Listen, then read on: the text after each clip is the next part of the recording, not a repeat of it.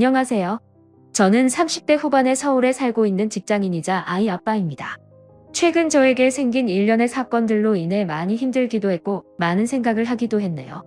누군가에게 속 시원히 터놓고 말할 수도 없는 내용이라 익명으로나마 이렇게 털어놓습니다. 먼저 제 속사정을 모르시는 분들이 듣기에는 너무나 당혹스럽게 들릴 수도 있으실 거고 저를 비난하실 수도 있으리라 생각됩니다. 하지만 저는 최선의 방법을 선택했고 그 책임은 오롯이 제 몫으로 남았네요. 오랫동안 고민해온 제 이야기를 한번 해볼까 합니다. 저희 부모님께서는 제가 어릴 때 사고로 돌아가셨습니다. 이후 조부모님이 저를 돌봐주시기는 했지만 어릴 때부터 부모님 없이 지내다 보니 가정에 대한 남다른 애착 같은 게 더 있었던 것 같습니다. 막연하게 빨리 가정을 꾸리고 싶다는 생각을 했지만 조부모님까지 돌아가신 이후로 혼자 살아야만 했던 저는 평범한 가정에서 자란 사람들과 달리 주변에 아무런 도움도 받을 수 없었죠. 혼자 살짓고 하는 것부터 힘들었으니까요. 그렇게 살다 보니 내 가정이라는 것에 대한 욕심도 조금씩 내려놓게 되더군요. 그런데 그렇게 어렵게 살아온 제가 몇 년 전에 결혼을 할 수 있었고 얼마 시간이 지나지 않아 예쁜 딸아이의 아빠까지 되었습니다. 세상을 다 가진 기분이었죠. 저와 12살 차이가 나는 아내는 해외여행 중에 처음 만났습니다. 요즘이야 자유여행이 유행이지만 낯선 외국 자유여행이 자신 없었던 저는 여행사의 관광 상품을 통해 여러 명이 같이 여행을 한 것이었는데 그곳에서 만난 그녀는 친구와 함께 왔더군요. 대부분의 사람들은 중년의 아주머니들과 아저씨들이었고 저는 일행이었고 그녀와 친구는 단둘뿐이라 가이드를 따라다니는 여행을 하며 자연스레 저를 챙겨주던 그녀들과 이곳저곳의 관광지에서 대부분 셋이 함께 어울리게 되었습니다. 그때까지만 해도 그녀와 그녀의 친구는 저보다 한참 어린 동생이라서 귀엽게만 보았죠. 여행이 끝나고 다들 각자의 일상으로 돌아왔지만 그 5박 6일 사이에 정이 들었는지 그녀와 저는 계속 연락을 이어가게 되었고 별다른 진전 없이 지지부진한 만남만 이어오던 어느 날 결국 그녀는 참지 못하고 저에게 말을 했습니다. 오빠, 이럴 때는 우리 사귀자 하면 되는 거예요. 도대체 썸만 몇 달을 타는 거야? 그렇게 그녀의 고백으로 우리는 연인이 되었죠. 솔직히 말씀드리면 제가 그 이전에는 여자 경험이 별로 없고 오로지 일에만 집중해온 터라 연애에는 쑥맥이었습니다. 하지만 저의 나이답지 않은 소극적인 태도에도 불구하고 그녀는 적극적으로 대시를 했고 저도 그런 그녀에게 매력을 느끼게 되었습니다. 사실 연애를 하면서도 관계의 리드는 그녀가 다 했네요. 어느 장소에 가고 어떤 지역에 있는 맛집을 가고 한복을 입고 고궁에 놀러가는 이벤트를 하는 등 생각도 못해본 데이트를 즐길 수 있었죠. 사실 저는 그냥 따라만 다닌 것 같습니다. 심지어 프로포즈조차도 처음 만났을 때 먼저 말을 걸어준 것처럼 그녀가 먼저 했으니 말 다 했죠. 오빠는 나랑 결혼 안 할 거예요? 이렇게 이쁘고 귀여운 내가 오빠랑 결혼이 하고 싶다는데. 그녀와 몇 달 동안 연애를 하며 저 역시 그녀와 가정을 꾸리고 싶다는 생각을 하기는 했죠. 하지만 12살이라는 나이 차이가 항상 제 발목을 잡더군요. 아직 그녀는 하고 싶은 것도 할 일도 많을 나이인데 저 같은 늑다리 아저씨가 데려간다는 것이 미안하게 느껴졌습니다. 하지만 한편으로는 이렇게나 착하고 똑똑한 여자가 먼저 적극적으로 저를 좋다고 하는데 당연히 기분이 좋았죠. 이런저런 생각으로 고민만 하는 저에게 그녀는 몇 번이고 결혼을 하자 했고 결국 우리는 연애한 지 1년도 되지 않아 결혼 준비를 하게 되었네요. 혼전 임신이나 그런 이유는 아니었습니다. 여자친구는 저보다 나이는 훨씬 어리지만 결혼관이 확고하게 잡혀 있었고 아빠 없이 자라서 그런지 그 누구보다 빨리 결혼을 해 안정적인 가정을 꾸리고 싶어 했습니다. 물론 저 역시 같은 생각이었기에 그녀의 결혼 제안의 나이 차이에 대한 걱정은 묻어두고 결혼을 진행하게 되었죠. 이후 여자친구의 집에 인사를 드리러 간 날 저는 처음으로 장모님을 뵙게 되었습니다. 사실 여자친구는 아버지가 안 계십니다. 여자친구가 아주 어릴 때 돌아가셨다고 들었죠.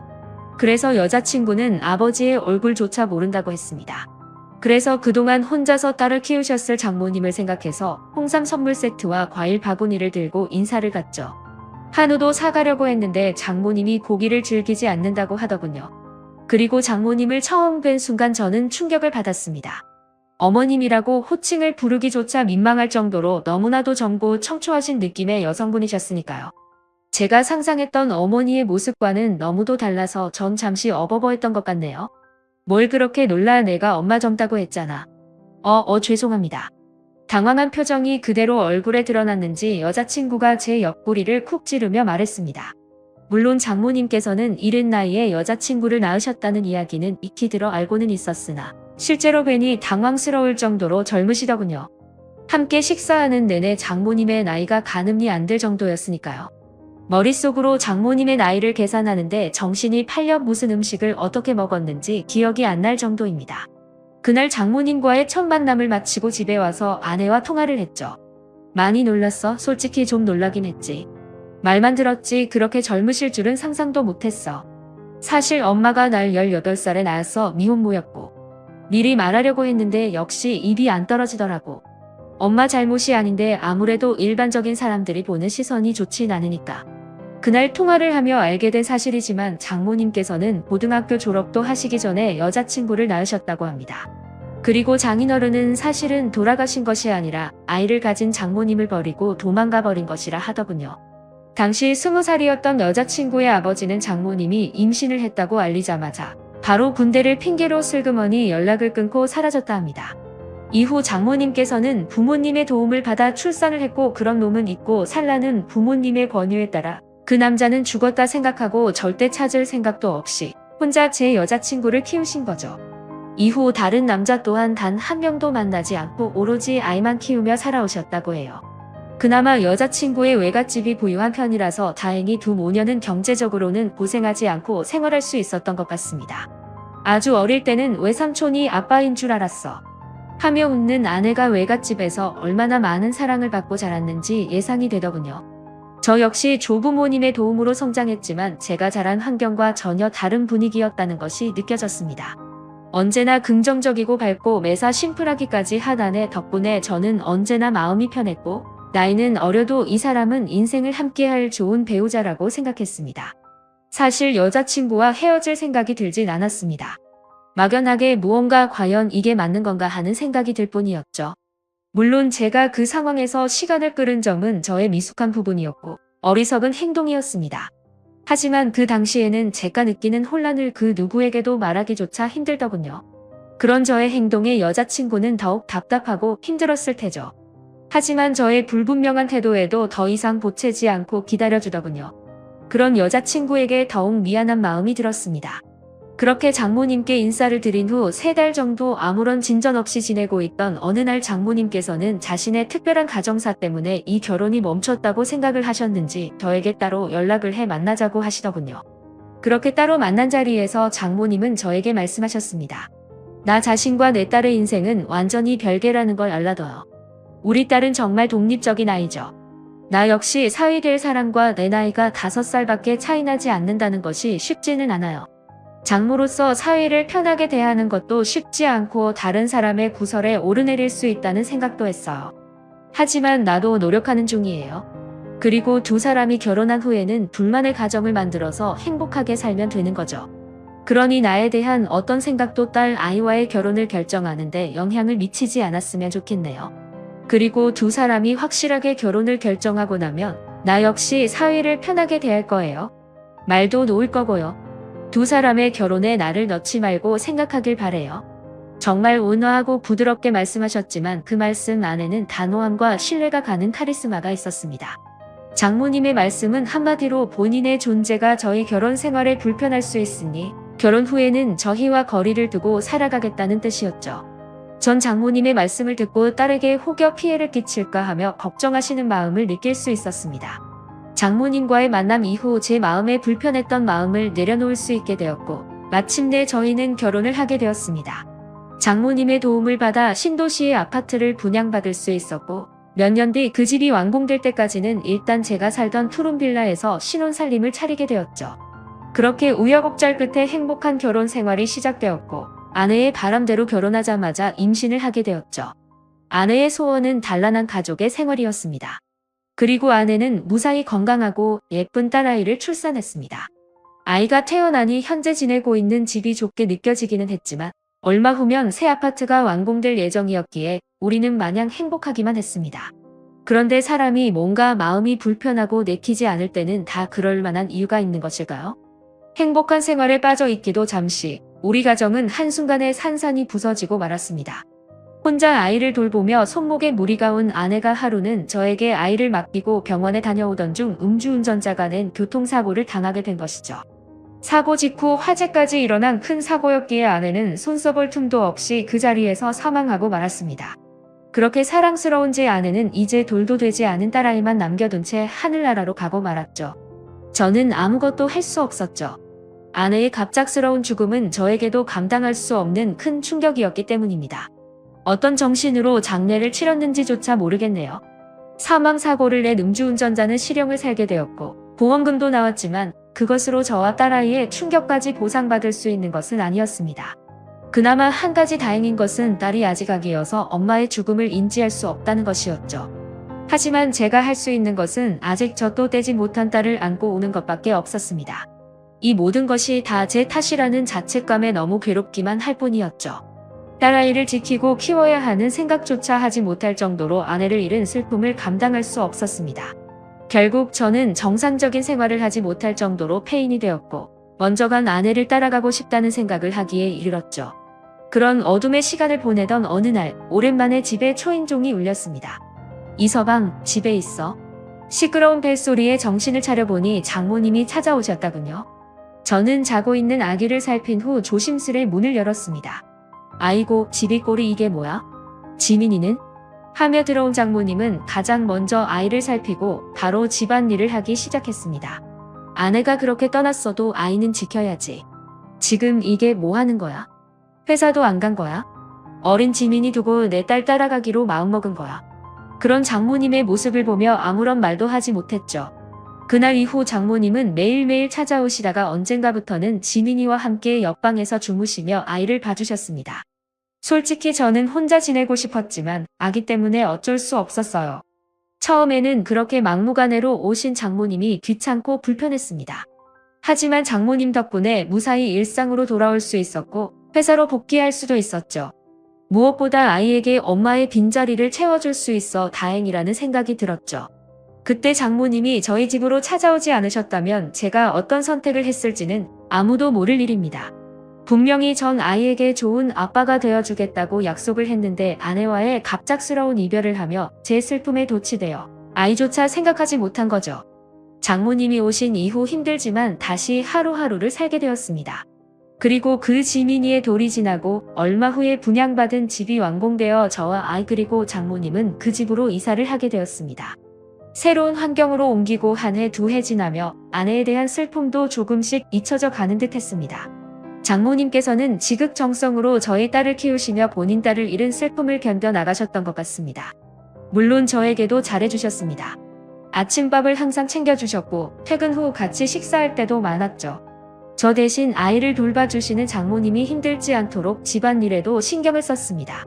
그리고 주말에는 장모님과 아이를 데리고 놀이공원에 가기도 했고 다른 주말에는 장모님이 쉴 수 있도록 제가 아이를 데리고 놀러 가기도 했죠. 그렇게 지내다 보니 조금씩 장모님에 대한 친근감과 편안함이 더해 망갔습니다. 그리고 저희 딸은 장모님의 보호 아래 무럭무럭 자라서 5살이 되었습니다. 그러던 어느 날 퇴근길에 제가 장모님 드리려고 맛있다는 빵집에 들려 빵을 사다 드렸죠. 이 집 빵이 맛있대요. 좋아하실 것 같아서 사왔어요. 장모님은 한입 베어 드시고는 어머 정말 맛있네. 한번 먹어봐. 하며 너무나 자연스럽게 빵을 잘라 제 입에도 넣어주시는데 받아 먹으면서도 흠칫하는 기분이 들더군요. 사실 이런 것은 연인이나 부부 사이에서나 할 법한 행동이었죠. 장모님 역시 본인의 행동에 순간 겸연적 하시는 것 같았습니다. 정말 맛있네요. 많이 드세요. 하며 어색한 목소리로 무마하기는 했지만 다시금 머리가 복잡해져 왔습니다. 사실 지금 딸아이가 장모님을 엄마로 알고 있거든요.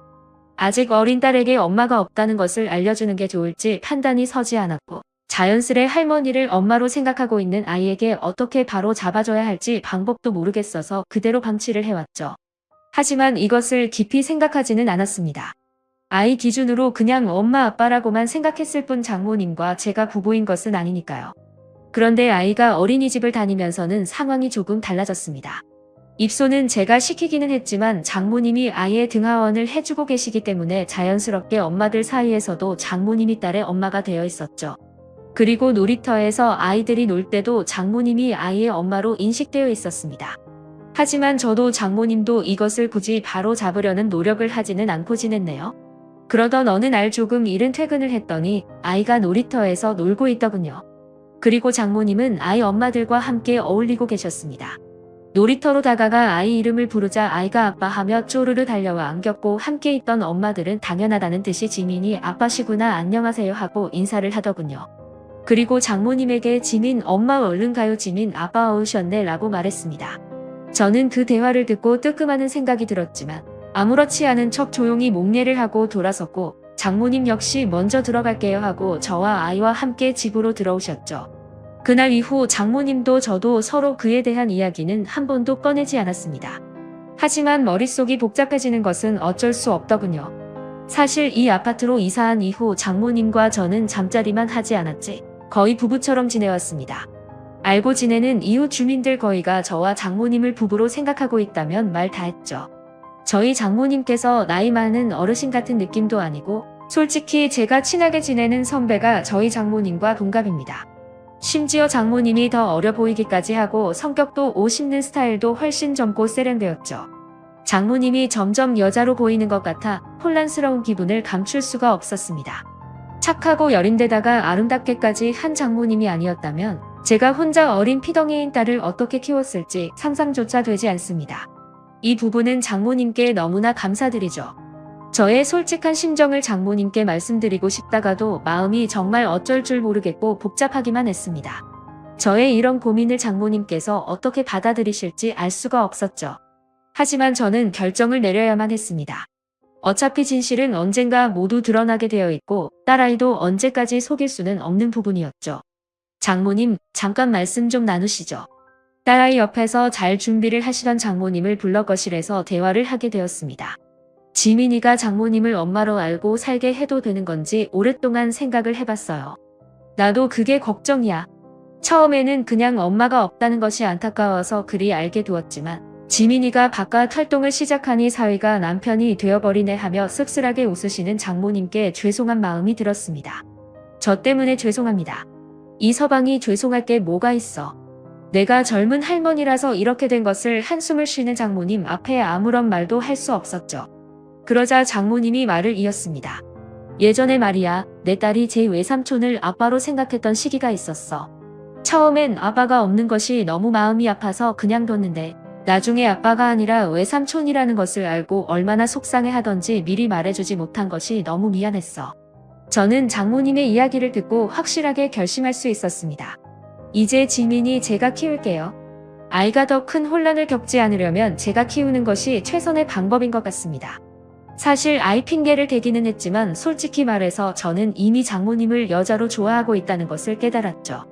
이대로 지내다가는 더 이상 제 감정을 감당할 수 없을 것 같았습니다. 이런 제 마음을 이미 알고 있기라도 하신 듯 장모님이 말을 이었습니다. 세상에는 되는 관계가 있고 안 되는 관계가 있어. 그렇지? 나도 이 서방에게 참 고마운 마음을 가질 수 있을 것 같아. 하늘로 간 딸에게도 손녀에게도 좋은 할머니로 남게 해줘서 정말로 고마워. 정말로. 그렇게 장모님은 저희 집에서 나가셨습니다. 다시 본인이 살던 집으로 돌아가신 거죠. 물론 아이는 갑자기 엄마가 없어진 것을 받아들이지 못했습니다. 한참을 힘들어 하더군요. 저는 그런 나이가 저와의 생활에 적응할 수 있도록 회사에 1년간 육아휴직을 신청했습니다. 그리고 아이를 위해 열심히 노력하고 있죠. 이후 장모님께 간혹 아이 사진과 동영상을 보내드리기는 하지만 아직 찾아뵙지는 않고 있습니다. 장모님이 이 집을 나가시면서 아이가 장모님을 보면 이제 알아볼 수 있으니 제가 재혼해서 제대로 엄마를 인식하기 전까지는 서로 보지 말자고 당부하셨거든요. 물론 저 역시 아직 장모님과 보낸 그 시간이 너무나 그립습니다.